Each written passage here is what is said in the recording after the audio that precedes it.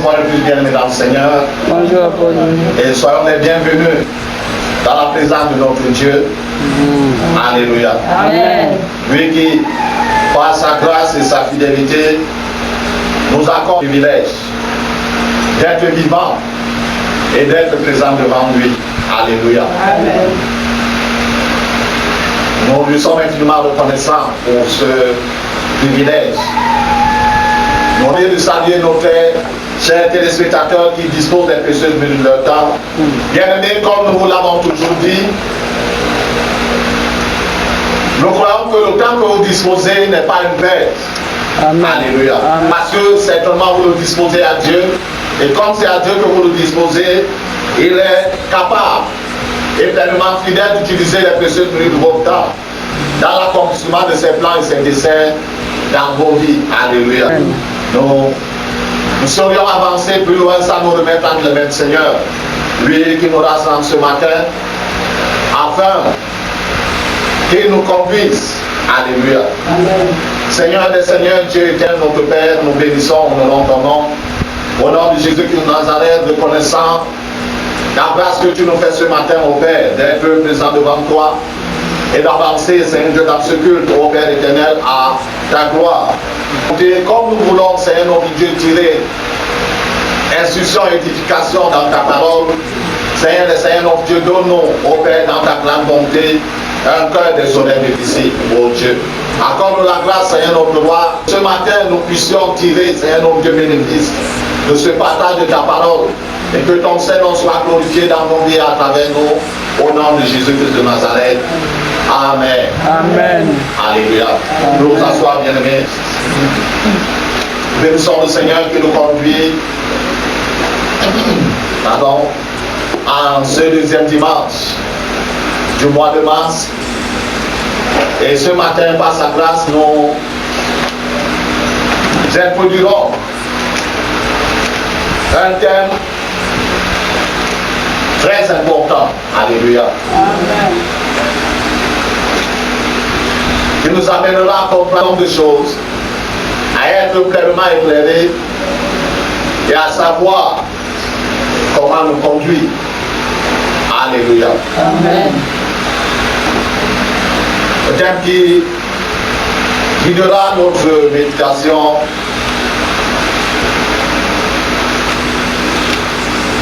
c'est l'onction. Qu'est-ce que c'est? Alléluia. L'onction, qu'est-ce que c'est? Nous entendons le plus souvent dans nos milieux, des milieux réveillés. Oh, mon pasteur a l'onction.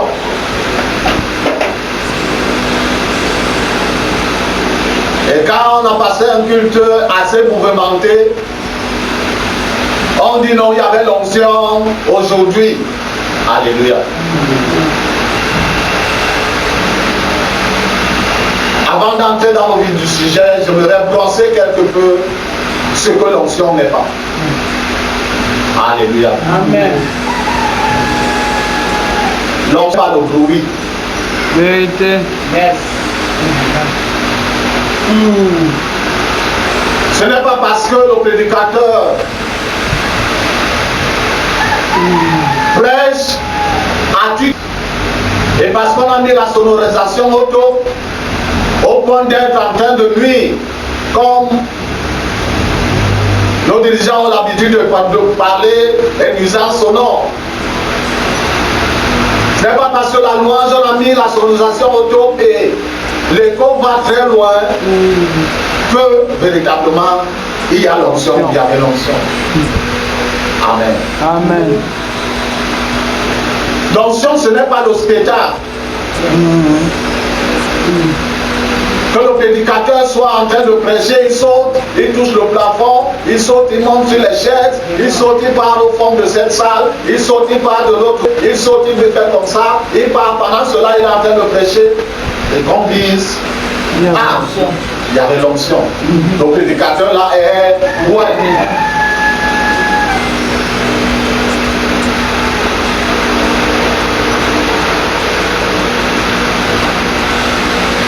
Donc ça, ce n'est pas quand quelqu'un fait. Isi Satan.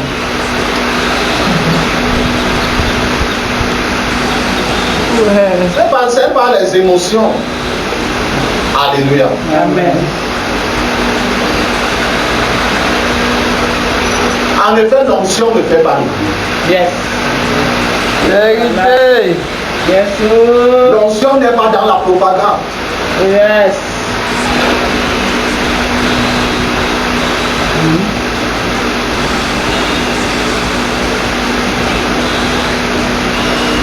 Alléluia. Amen.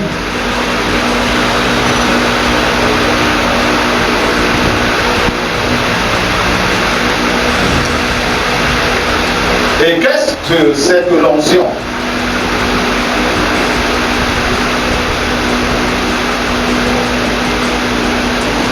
Lorsque nous regardons dans le dictionnaire biblique,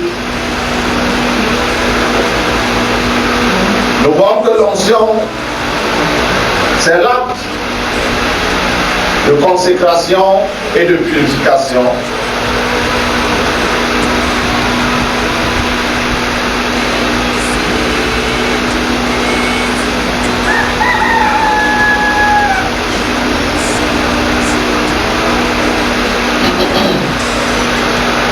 C'est l'acte de consécration, de purification par l'application d'huile parfumée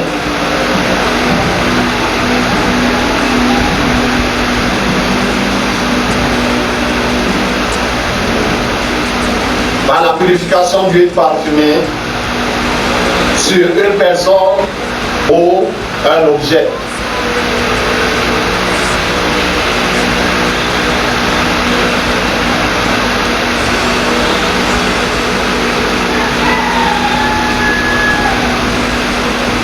Une personne, cette huile parfumée est le plus souvent frottée sur la tête. Alléluia. Amen. L'onction, c'est un rite sacré qui marque la mise à part.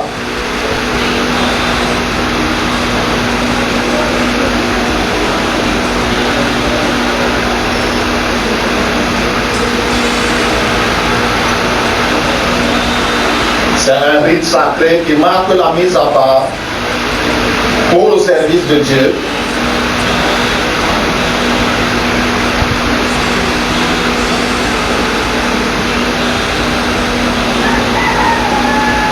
Pour le service de Dieu,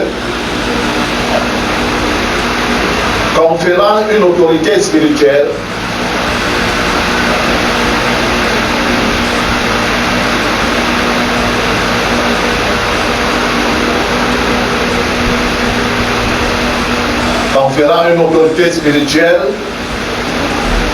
et une action divine pour accomplir une mission particulière. Alléluia. Nous sommes ensemble. Je disais que l'onction, c'est un rite sacré qui marque la mise à part pour le service de Dieu, conférant une autorité et une habilitation divine pour accomplir une mission particulière. Amen.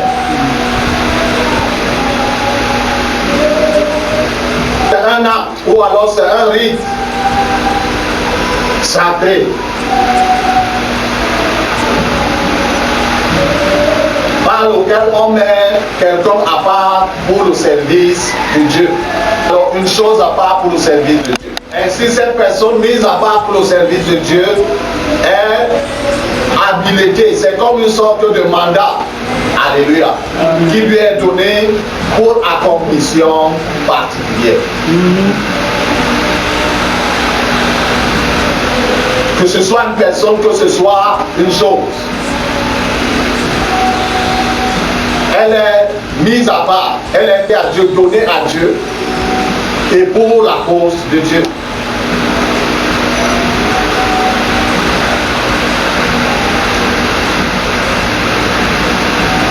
Le mot onction signifie littéralement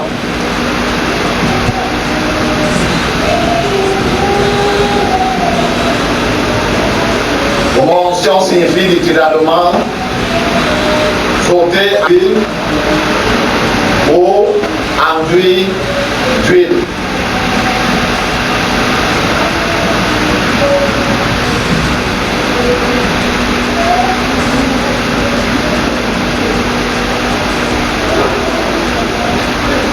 Et lui dans la Bible représente le Saint-Esprit. Ainsi, l'acte d'onction signifie être en contact avec le Saint-Esprit, être enduit de sa présence et de sa puissance. Amen. Alléluia. Et l'huile sainte qui était utilisée dans l'Ancien Testament, ce n'était pas seulement de l'huile d'olive. Alléluia. Amen. Bien que l'huile d'olive soit la matière principale, il y avait plusieurs essences qui étaient introduites dans l'huile et qui étaient utilisées spécifiquement pour le service de Dieu. C'est pourquoi Dieu a donné cette interdiction que quiconque utiliserait cette huile, parce que l'olivier c'est un arbre qui pousse beaucoup plus dans cette région, et donc toute personne pouvait avoir de l'huile d'olive chez lui, chez elle, pardon. Alléluia. Et toute personne pouvait situer les autres ingrédients qu'on trouvait ou qu'on trouve même juste aujourd'hui dans la région, et pouvait utiliser, composer son huile sainte. On avait donné l'interdiction que quiconque en utiliserait pour un autre usage et serait découvert, serait fini de mort. Alléluia. Amen. Donc l'onction, ce n'est pas seulement l'huile d'olive, comme quand on verse sur la tête de quelqu'un.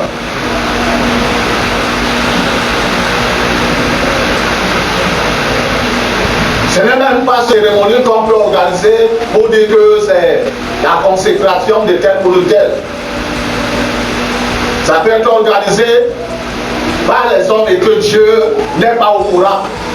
Non pas parce qu'il ne sait pas, c'est pas lui qui a ordonné toutes ces choses. Vérité. Alléluia.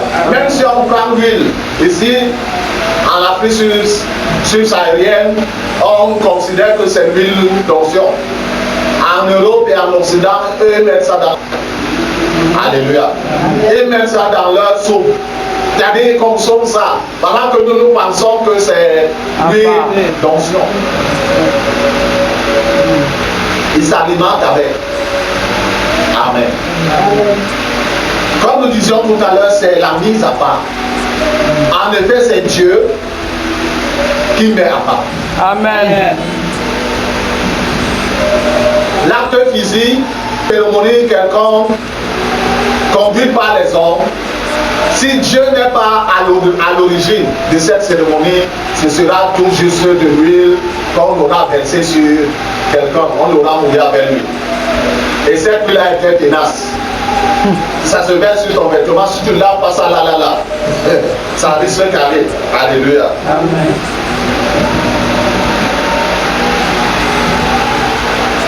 Ainsi, en hébreu,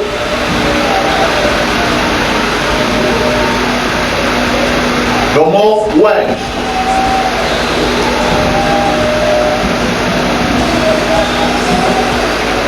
est macha. Alléluia.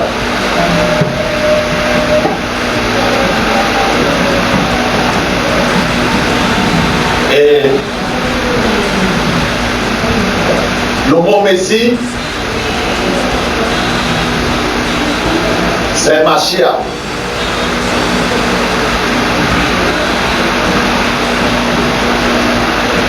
C'est-à-dire loin. Alléluia. Amen. Et dans le grec,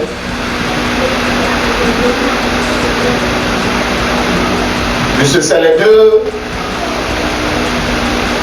langues principales, l'hébreu pour l'Ancien Testament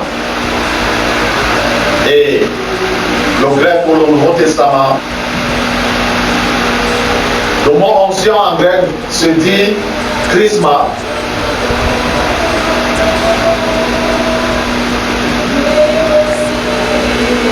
K-R-I-S. Et le mot one se dit Christos.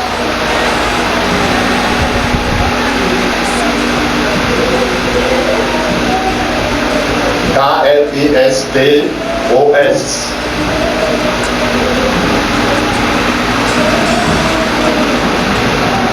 Que ce soit dans l'Ancien Testament, soit dans le Nouveau Testament, c'était la mise à part par Dieu et pour la cause de Dieu. Alléluia. Parce que cela suivait scrupuleusement les instructions de Dieu. Personne n'avait été mis à part par les hommes. Parce que les hommes peuvent organiser une cérémonie, nous dire qu'on est en train de consacrer quelqu'un de notre jour, bien entendu. Et que Dieu n'est pas au courant. Lui qui sait tout. Puisque la cérémonie est faite à son insu. Ce n'est pas lui qui a ordonné la cérémonie. Et cette personne sera poète. C'est-à-dire, la cérémonie se passera, comme on a l'habitude de dire, de faire toute la bouteille d'huile d'olive, tu jettes, quel que soit c'est un demi-litre, quel que soit c'est un litre. Et on prend même pour prétexte, son 133 dit, c'est comme de l'huile, c'est un Dieu qui coule sur la tête, sur la barbe d'Aaron et qui descend jusqu'au bord de ses vêtements. Cette personne ne sera pas par Dieu. Alléluia. Amen. Et c'est l'onction de Dieu qui fait la différence. Amen. Yes. Avec l'onction de Dieu, on ne fait pas la propagande. Parce qu'on sait que c'est quelque chose qui nous a été prêté. Tu empruntes la veste, la cravate, tu empruntes tout même jusqu'aux chaussures. Et seulement la coiffure, tu es parti chez le coiffeur à crédit. Et tu t'en vas à la fête, tu fais les selfies, tu fais les ceci, tu fais la propagande, tu envoies. Quelqu'un qui connaît tout cela, il peut te trahir. À mon Dieu, pour dire que tu fais la propagande pourquoi? Tout ce que tu avais là ce soir, tu as emprunté cela. Alléluia. On sait que ce qui se fait au travers de nous, c'est de Dieu. Et quand on le fait, on donne toute la gloire à Dieu. Yes. Or, lorsqu'on est par les hommes, parce qu'on a dépensé 500, 1 million, 1 million 500, 2 millions pour soutenir l'onction. On s'en vante. Alléluia. Amen. Mais, si j'ai acheté quelque chose de moment, je ne me vends pas. Or, si c'est quelque chose que j'ai emprunté, j'ai peur. Parce que le propriétaire peut entendre ou voir ma vantardise et venir en pleine cérémonie dire que remets-moi mes choses. Alléluia. Amen.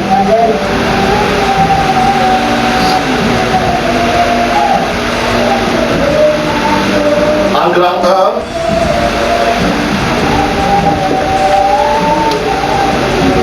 1 et petit a.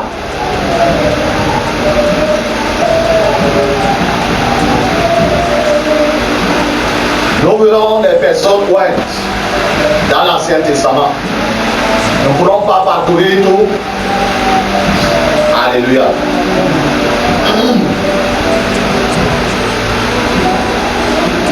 Nous allons noter tout juste les passages.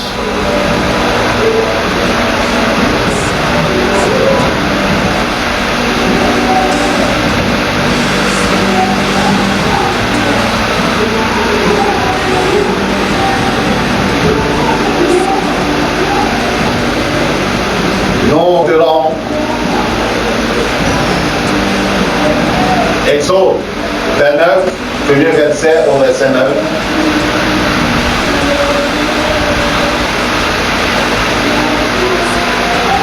Vous prendrez le temps pour lire à la maison afin de mieux comprendre. Alléluia. Amen. Lévitique, chapitre 8, verset 1 à 12.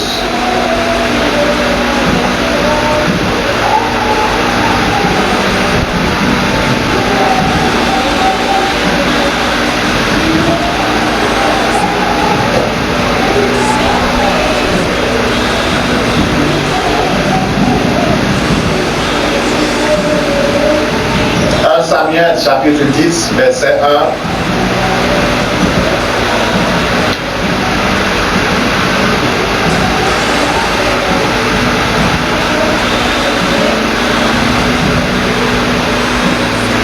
1. De Samuel chapitre 5 verset 1 à 5.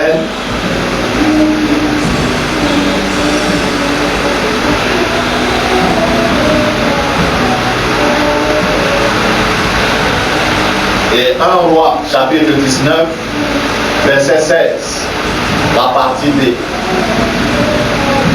Dans la partie du verset. Alléluia. L'option était donc utilisée dans l'Ancien Testament pour consacrer les sacrificateurs. C'est ce que nous avons lu pour noter dans Lévitique 8, chapitre 8, verset 1 à 12, pour consacrer les rois. Dans l'exemple du roi Saül et d'autre part de Samuel, l'exemple du roi David. Et les prophètes, 1 roi chapitre 19. Ceci les distinguait de leurs contemporains et les investissait d'une autorité spirituelle. Alléluia. Nous allons lire ici Exode chapitre 29 verset 1 à 9.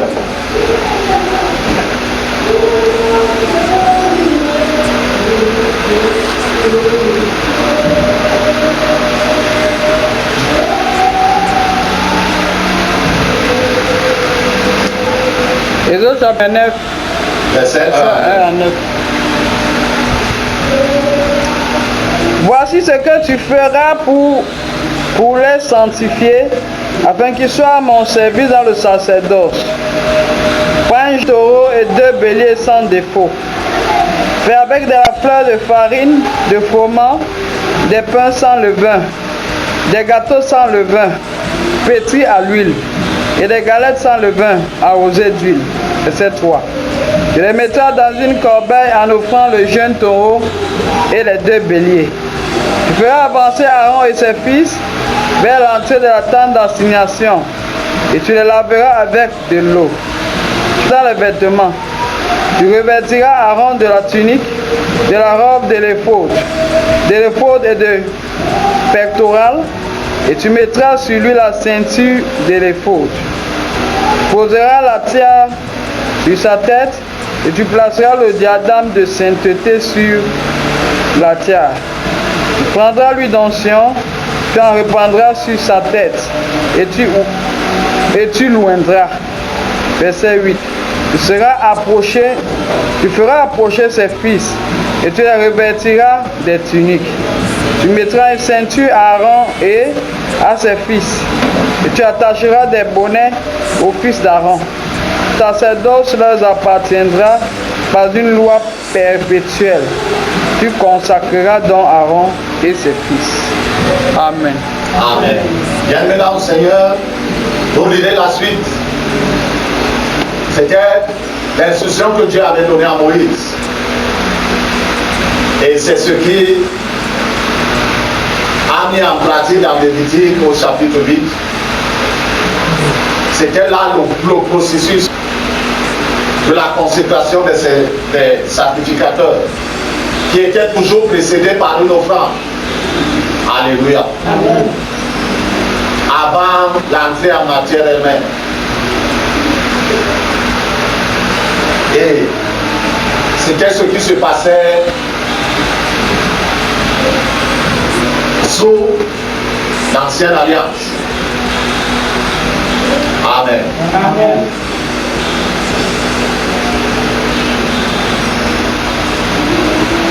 En petit B, nous verrons des personnes pointes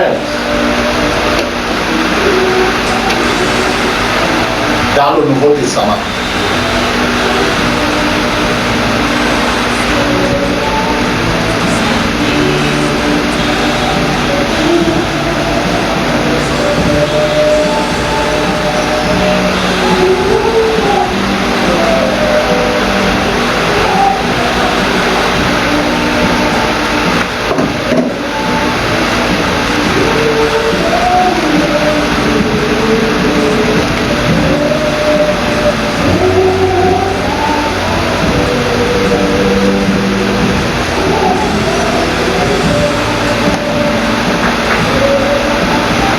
Nous lirons dans Matthieu chapitre 3, du verset 13 au verset 17.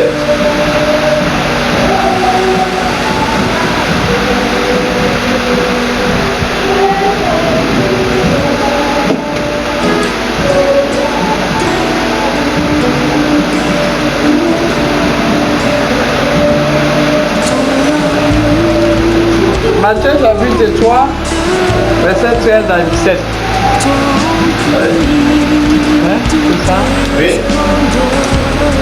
Alors Jésus vint de la Galilée au Jourdain vers Jean pour être baptisé par lui. Mais Jean s'y opposait en disant: c'est moi qui ai besoin d'être baptisé, pas toi, et tu viens à moi. Jésus lui répondit: laisse faire maintenant. Il est convenable que nous accomplissions ainsi tout ce qui est juste. Et Jean ne lui résista plus.